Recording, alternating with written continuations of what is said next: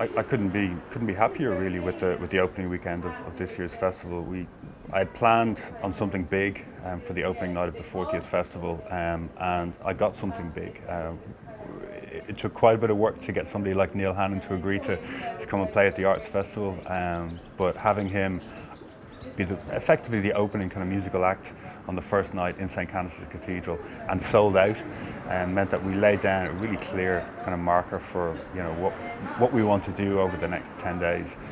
So the first night for me was a strong start, and then that was followed up by what I thought was a great kind of weekend come down gig, which was the double act of Seamus Fogarty and David Kitt in the Set Theatre, with a very good crowd in attendance as well, and a very appreciative crowd, a real kind of music lovers kind of audience who were there to just listen to a lot of new material by both Seamus and David. And I think that's what's great about the festival, is that artists like that can come down and they can play the new material. And they don't have impatient audiences. The Kilkenny audiences really like to listen and explore and experiment while the artist is experimenting. And I think that's what we got at the weekend, especially with Seamus and David's co-headline. Well, I think that kind of holistic sense is the only real way of looking at a programme. You start with a certain idea, a certain set of themes, and then you start to narrow it down. Partly because of availabilities, partly because of logistics. Partly, there's so many issues, at work when it comes to shaping a program. I began this year because of the nature of the festival this year, with an idea to showcase Irish artists. I kind of felt a responsibility to do that. And also to look at one or two artists who've been here in the last couple of years, who've played support acts, who've, in a sense, kind of served their dues, if you like, and really were deserving of an invitation to come back and play on a slightly bigger stage. And that's why David Kitt has been here a couple of times, never as himself. He played with Tindersticks 3 years ago, he played with Somadrone 2 years ago, and was very much is such a well-respected artist in his own right. And it was about time David came and played a proper gig. And a similar, I guess, kind of notion is at work with bringing Seamus here to play too. He supported Mick Flannery last year, played a storming set, and I thought that there's scope here to evolve this.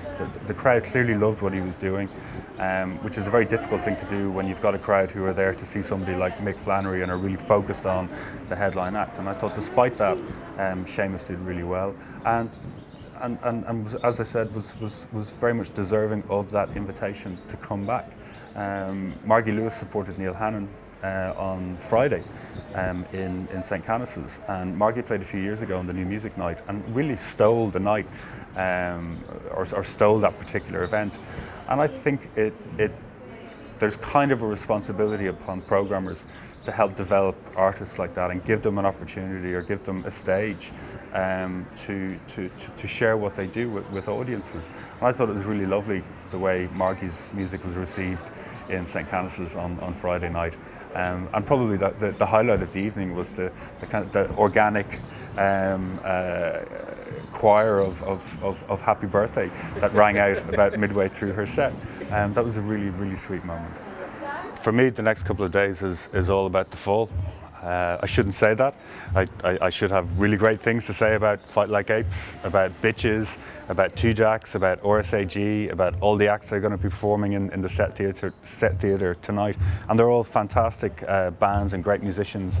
But I'm hugely excited about what Marky Smith is going to do in Kilkenny on Friday night. I'm only sorry he's not coming down to stay on Thursday night as well. Or maybe I'm not that sorry, because there'll probably be a lot of work involved in making him behave himself the night before a gig. He has one of the most notorious reputations for bad behaviour in indie music, and he's not known as punk's poet laureate for nothing. And I really hope he lives up or down to his reputation on Friday night and really becomes the kind of provocateur. I mean, there's a huge intelligence at work there and great musicality in what he's been doing with the Fall for, gosh, nearly 40 years now.